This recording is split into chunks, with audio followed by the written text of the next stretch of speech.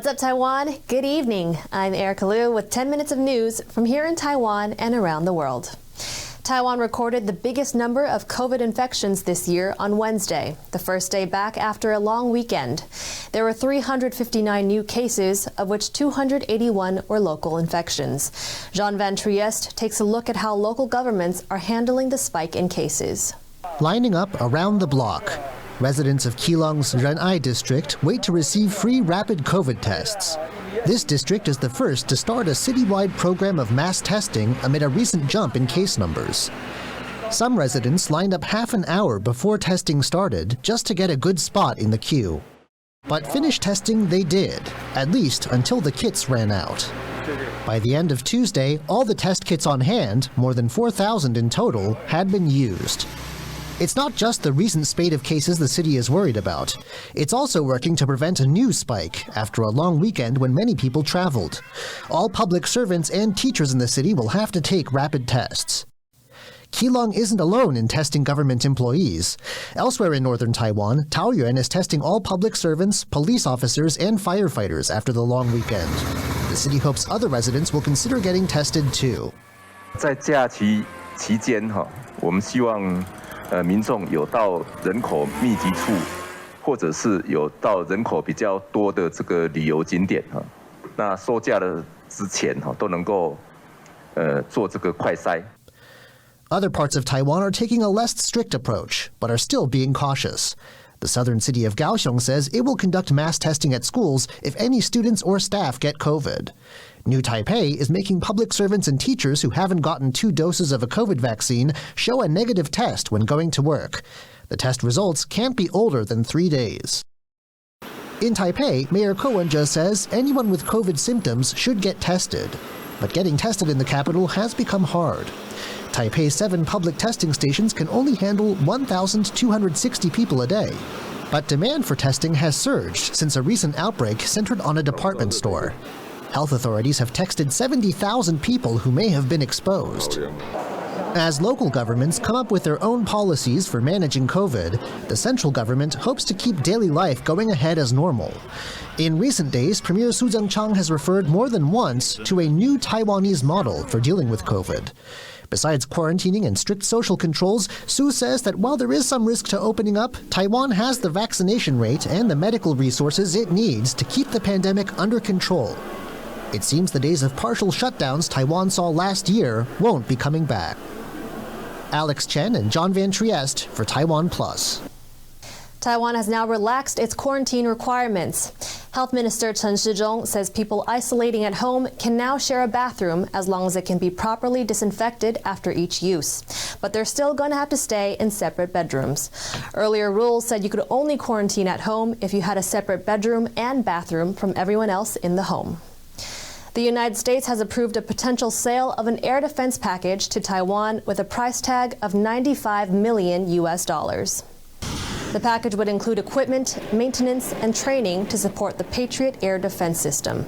This is the 3rd U.S. arms sale announced under President Joe Biden's administration. Taiwan's presidential office says this shows the rock-solid nature of the Taiwan-U.S. relationship. The deal is expected to come into effect within a month. Taiwan is boosting its combat readiness. That's with an eye on the Russian invasion of Ukraine.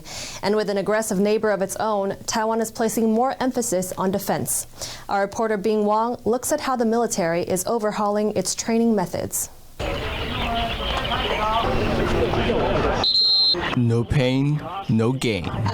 Considering the ongoing war in Ukraine, Taiwan's military is overhauling its training to better adapt to an enemy invasion and is looking to revamp its fitness requirements.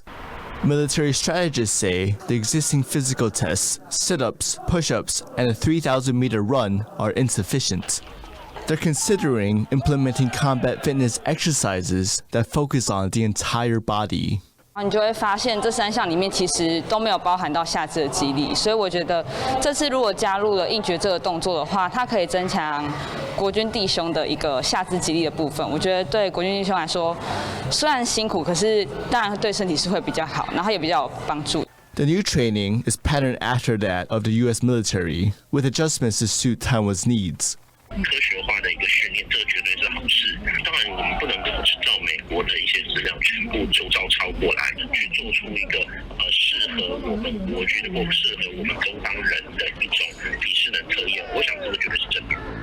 In the last few years, China has stepped up its military pressure on Taiwan through frequent incursions into the country's air defense zone. Beijing has not ruled out a full-scale invasion. The ruling Chinese Communist Party claims Taiwan as a renegade province despite never having ruled the island. 让中国大陆知道，当你要真正决定武力犯台，不管用任何手段，台湾都要做积极的准备。 Taiwan has bolstered its defenses in other ways, including intensified reservist training and increasing military preparation. There are also debates on extending conscription time from 4 months to 1 year. All this in the hopes that Taiwan will be ready to defend itself in the case of an enemy invasion. Klein Wang and Bing Wang for TaiwanPlus. Ukrainian lawmaker Inna Solvsun has chosen to stay in the capital of Kiev during the Russian invasion. Solvsun is the deputy leader of the Holos Party and the former deputy minister for education and science. She spoke to our reporter Rick Glaud about how the Ukrainian government is continuing to function while under attack. The Ministry of Education has been dealing with ensuring that kids who are out of danger, out of direct danger, can access online classes. That was being done as well. So we're trying to conduct this, I wouldn't say sense of normality. Schools is a little bit different because schools were doing that mainly for the psychological well-being of the kids. We understand that they're not functioning the way it should be right now, but at least giving some sense of normality to the kids who are able to attend online classes is crucially important. What has surprised you in the way that in the country has adapted to being at war and how it's been functioning? So I think that is the thing surprised me. Number one, that people are now staying very united. Thing number two is that people are so willing to commit and to get engaged and to help in any way possible. Like people are willing to donate, people are willing to give their time. Many businesses that used to work in one manner are now functioning with the simple goal of, helping the military.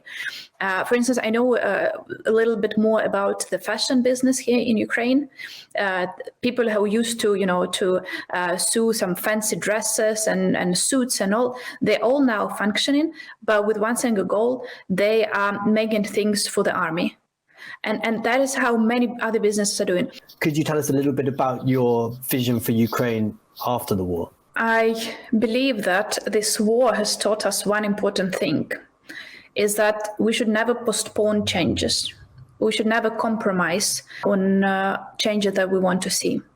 Because I know that in Ukraine, we have often been trying to compromise between change and the status quo. And I think that was a mistake. And I think that we need to move faster in terms of changing the country after the victory. We need to build a more open society, a democratic society, a liberal society with a functioning market economy, integrated into the global markets, innovative country, which welcomes everyone except for Russians. And that is the country that I believe we can build. And that is the country I believe we should be building. Taiwanese car enthusiast Liu Zhixian has broken a speed record set by Chinese TikTok star Jian Yigui, who sparked a rivalry by saying that Taiwan does not have any fast cars. Liao's car finished a 400-meter sprint in just 8.72 seconds in the central city of Taichung on Wednesday. That beat Jian Yigui's time by just 0.2 of a second. Liao spent over $174,000 building his car just to prove Jian Yigui wrong. Liao's time is faster than any time recorded in China. However, it falls short of the Asian record by a couple tenths of a second. He says he's going to race one more time to see if he can become fastest in Asia.